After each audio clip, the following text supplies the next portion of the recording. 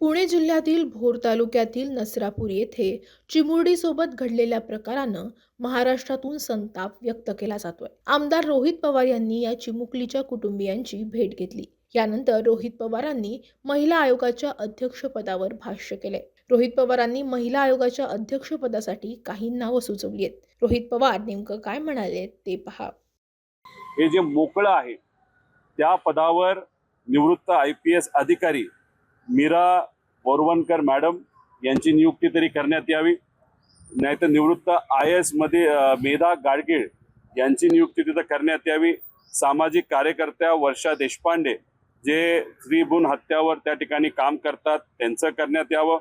मनीषा गुप्ते यांची तरी करण्यात यावी। कुणीही करा, पण राजकीय व्यक्ती त्या महिला आयोगावर बसला नाही पाहिजे याची दक्षता सरकारकडनं त्या ठिकाणी करण्यात यावी अशी एक विनंती करतो। आणि त्याच्याच बरोबर आपण जर बघितलं तर सातत्याने होतं असं की फास्ट ट्रॅक कोर्ट तुम्ही निर्माण करा, लवकरात लवकर न्याय देण्याचा प्रयत्न करा, पण आजचं जर आपण तिथं रूल बुक बघितलं तर त्याच्यामध्ये त्या कायद्यामध्ये कुठेही फास्ट ट्रॅक कोर्टला तिथं प्रोव्हिजन नाहीये, त्याला स्पेशल परवानगी लागते।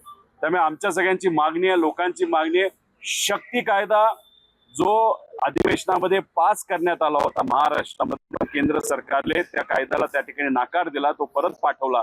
तो शक्ती कायदा लवकरात लवकर या महाराष्ट्रामध्ये लागू केला पाहिजे, कारण त्याच्यामध्ये फास्ट ट्रॅक कोर्ट हे इनबिल्ट आहे। म्हणजे तिथल्या तिथं लगेचच्या लगेच प्रत्येक केस, पॉस्कोची केस असू द्या नाही केस असू द्या, तिथल्या तिथं त्याला एक रूल बुक आहे। त्याच्याच बरोबर एक कमिटी निर्माण केली जाते या बाबतीतला फॉलोअप करण्यासाठी, आणि बरेच जे काही वेळ आहेत तर तो वेळ मर्यादा या कमी केल्या आहेत तपासापासून सगळ्या। त्यामुळे शक्ती कायदा या महाराष्ट्रामध्ये आणण्यासाठी सरकारने प्रयत्न करावे। आम्ही सुद्धा अराजकीय पद्धतीने त्याला तर आधी पाठिंबा दिलाच होता, याच्या पुढे त्या ठिकाणी पाठिंबा देऊ।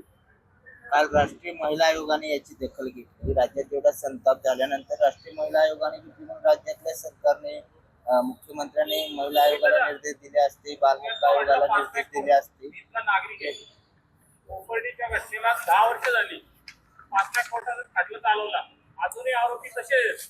या केसमध्ये पाचव्या कोर्टाचा फायदा काय? दादा, माझं हेच मत आहे, तुम्ही बरोबर म्हणत आहात।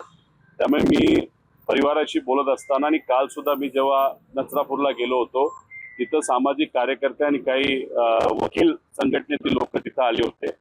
याच्यामध्ये मी त्यांना स्पेसिफिकली सांगितलं, सुप्रीम कोर्टची एक बच्चन सिंग विरुद्ध स्टेट ऑफ पंजाबची एक केस आहे सुप्रीम कोर्टाची 1980 ची, त्याच्यामध्ये मागणी राज्य सरकारकडनं जेव्हा केले जाते तेव्हा कॅपिटल पनिशमेंटची मागणी केली पाहिजे, आणि ती जर केली तर निकाल हा 100% तिथं लागू शकतो। पण कायदा जो आपला आहे, कायदा आजचा, तोच काही प्रमाणात चुकीचा आहे, त्याच्यामध्ये पळवाटा आहे। म्हणून कायदा जी तुमची आणि सगळ्यांची मागणी, कायदाच हा बदलला गेला पाहिजे, आणि त्यालाच मी म्हणतोय शक्ती कायदा हा तो कायदा आहे। त्याच्यामध्ये जे बदल केले आहेत त्यातून हे असे चुकीच्या प्रवृत्तीचे चिरकुट माणसं जे असे कृत्य करतात ते त्यातून सुटू शकत नाही। त्यामुळे तुमची मागणी आणि लोकांची मागणी जी आहे, कायद्यामध्येच बदल करा, आणि तीच सगळ्यांची मागणी असल्यामुळे सरकारने शक्ती कायदा हा लवकरात लवकर लागू करण्यासाठी पावले उचलावीत। आणि जर सरकारने निर्णय घेतला की पुढच्या 2 दिवसात 10 दिवसात जेव्हा केव्हा की शक्ती कायदा पास करण्यासाठी एक स्पेशल सेशन बोलवण्यात यावं, आम्ही विरोधात असणारे जे कोणी आमदार आहेत, कार्यकर्ते म्हणून त्याला पाठिंबा देऊन हा शक्ती कायदा लवकरात लवकर पास जर झाला तर तुम्ही म्हणता तसं 10-10 वर्ष 15-15 वर्ष जो निकाल लागत नाही तो निकाल काही महिन्यांमध्ये तिथं लागू शकतो, पण त्याला कायदा बदलावा लागेल।